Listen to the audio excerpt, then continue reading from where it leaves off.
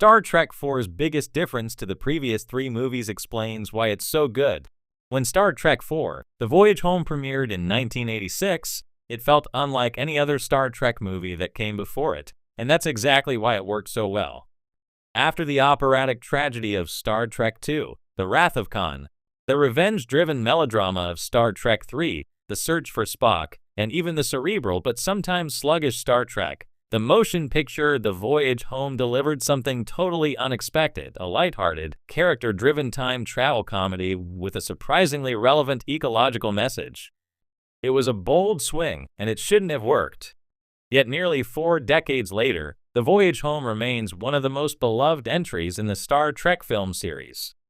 Its biggest difference from the first three movies, the willingness to fully embrace humor and fish-out-of-water storytelling, explains not only why it was successful at the box office, but also why it endures as a fan favorite.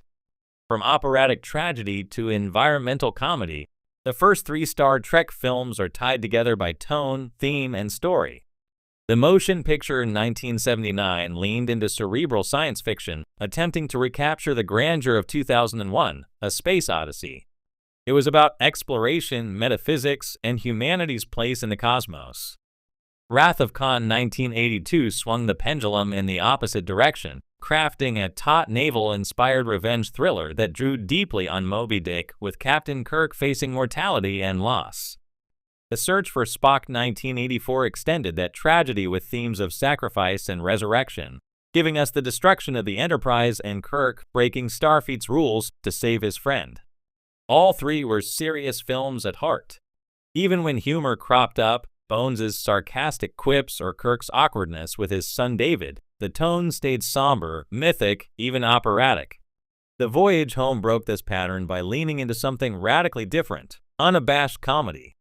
From the moment the crew of the stolen Klingon bird of prey travels back to 20th century San Francisco to rescue humpback whales, the movie sets itself apart. It's not about vengeance, cosmic mysteries, or epic battles. It's about Spock swearing awkwardly on a bus, Scotty trying to talk to a Macintosh computer, and Kirk navigating 1980s dating etiquette with a marine biologist. The shift to humor not only revitalized the franchise, but also revealed just how flexible Star Trek could be. The fish-out-of-water formula works perfectly. At its heart, The Voyage Home is a fish-out-of-water comedy, and that formula is a big part of why the movie shines. The crew we've come to know as dignified Starfleet officers are suddenly dropped into the noisy, chaotic streets of 1980s San Francisco, where their futuristic mannerisms make them stick out like sore thumbs. Spock's deadpan responses to slang, Chekhov's thick Russian accent while asking passersby about nuclear vessels, and McCoy's outrage at 20th century medicine create one hilarious sequence after another.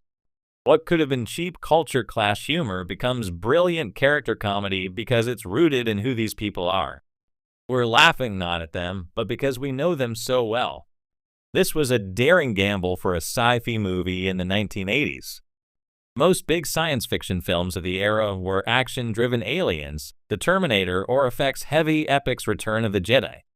Few would have bet on a Star Trek film that contained no traditional villain, no space battles, and no phaser shootouts, just a crew trying to blend into 20th century life. Yet this was exactly the kind of tonal break the series needed after 3 serious entries. The environmental message was ahead of its time. Of course, The Voyage Home wasn't just comedy. The story's core conflict, a mysterious probe threatening Earth because humanity has driven humpback whales extinct, was deeply meaningful. Instead of the villain of the week or a galaxy-threatening tyrant, the antagonist was humanity's own disregard for the planet. This ecological theme was not only timely for the 1980s, when concerns about extinction and pollution were growing, but it also made the story feel timeless. Watching today, with climate change dominating headlines, the movie feels eerily prescient. By linking survival of the future to preservation of the natural world, The Voyage Home framed Star Trek's utopian optimism in an accessible, urgent way. The contrast with the first 3 films is striking. The motion picture dealt with humanity's relationship to technology. Wrath of Khan was about mortality, vengeance, and sacrifice. The Search for Spock was about friendship and loss. But The Voyage Home said something different. The greatest danger to the future isn't Klingons, Romulans, or Madmen, it's ourselves. That subtle but powerful shift gave the film weight beneath its humor. Why humor brought out the best in the crew. The other reason The Voyage Home succeeds where its predecessors sometimes stumbled is that the humor gave the cast room to shine. By 1986, the original crew had been playing these roles for 2 decades. They were comfortable in their skins, and allowing them to play comedy brought out nuances in their performances. William Shatner got to lean into Kirk's charm, showing him as both a confident leader and an awkward everyman. Leonard Nimoy, also directing the film, crafted some of Spock's funniest and most human moments as the Vulcan struggled with logic, slang, and rediscovering himself after resurrection. DeForest Kelley as McCoy nearly stole the film with his disgust at 20th century medievalism in medicine, a perfect showcase of his sarcastic wit. Nichelle Nichols-Uhura and Walter Koenig Chekhov had some of their best material in the series, particularly Chekhov's nuclear vessel gag. James Doohan Scotty finally got to flex comedic chops in the unforgettable computer mouse scene. For perhaps the first time, every member of the crew had a moment to shine. The humor democratized the storytelling instead of focusing solely on Kirk, Spock, and McCoy. That balance is a big reason audiences connected so deeply. A movie without a villain. That's the genius.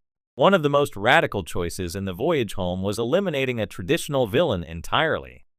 In Wrath of Khan, we had the unforgettable Ricardo Montalban as the vengeful Khan. In Search for Spock, Christopher Lloyd's Scrooge provided the Klingon menace.